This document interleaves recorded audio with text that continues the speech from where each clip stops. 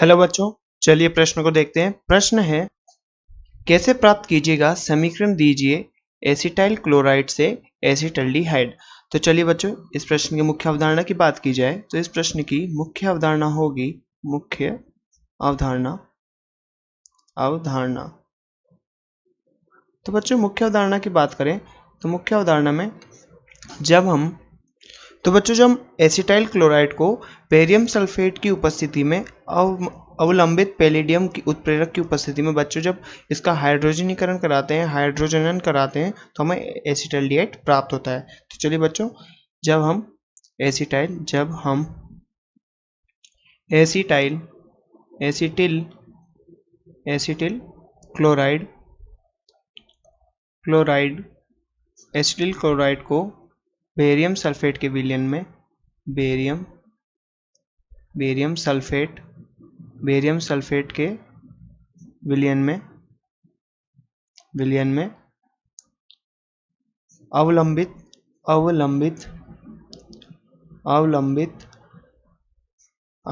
Palladium उत्प्रेरक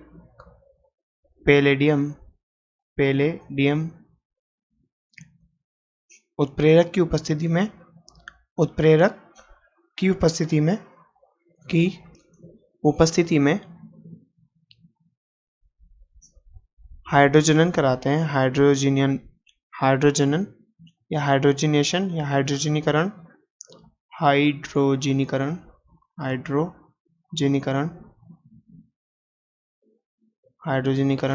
कराते हैं तो हमें क्या प्राप्त होता है?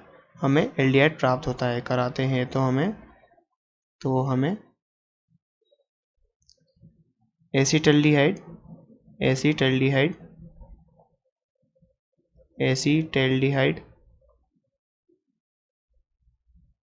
प्राप्त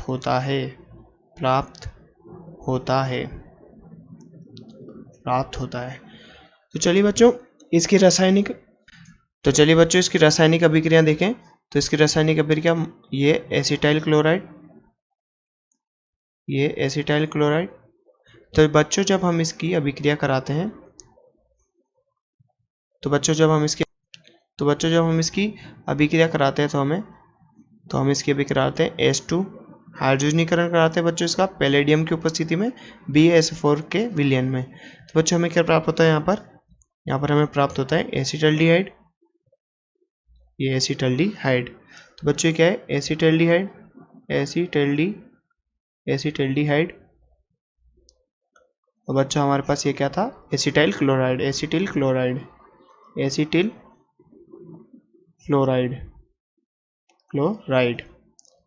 तो बच्चों, बात करें इस पूरी अभिक्रिया के मैकेनिज्म की, क्रियाविधि की बात करें। बच्चों, क्रियाविधि में क्या होता है?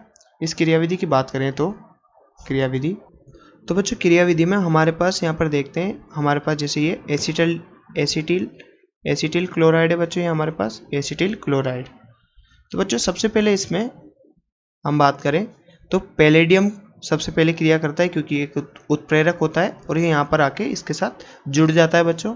यहाँ पर ये इसके साथ जुड़ जाता है और कुछ इस प्रकार का उत्पाद बनता है हमारे पास बच्चों। ये CO, R की जगह हम बच्चों यहाँ पर CH3CO, पैलेडियम बच्चों यहाँ पर जुड़ जाता है और यहाँ पर क्लोरीन।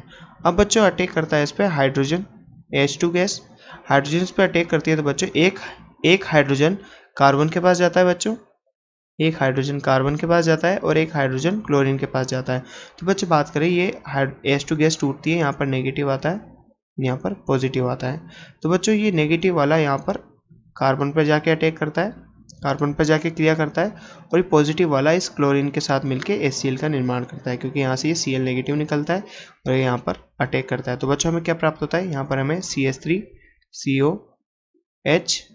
बच्चों, हमें यहाँ पर प्राप्त होता है CH3CH3COH। तो बच्चे, क्या है? Acetaldehyde plus HCl plus palladium. तो बच्चे, क्या है हमारे पास?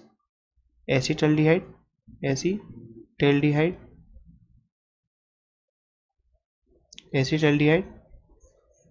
तो बच्चा, हमारे पास ये एसिटल्डिहाइड।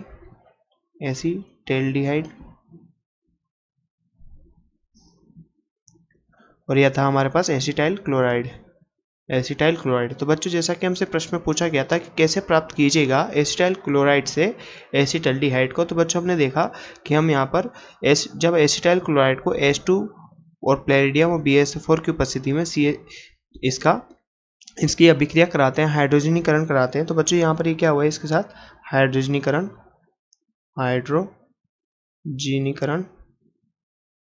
ये बच्चों यहाँ पर हाइड्रोजनीकरण हुआ है यहाँ पर इसका, और हमें एसिटल्डिहाइड प्राप्त हुआ है। तो बच्चों इस संपूर्ण अभिक्रिया को हम रोजेनमुंड अभिक्रिया भी कहते हैं, रोजेनमुंड अपचयन भी कहते हैं बच्चों, रोजेनमुंड अपचयन। बच्चों इसे रोजेनमुंड अपचयन भी बोलते हैं यहाँ पर।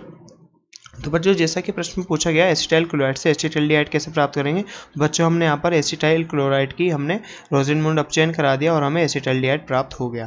तो बच्चों आशा करते हैं आपको प्रश्न समझ में आया होगा। धन्यवाद।